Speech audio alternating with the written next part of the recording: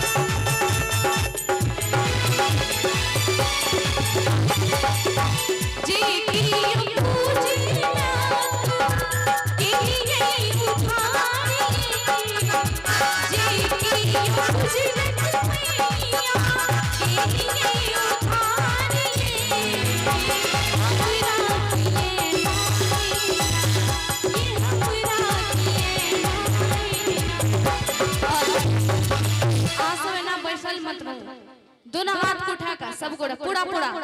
और लास्ट में ताली से साथ दियो हमरा की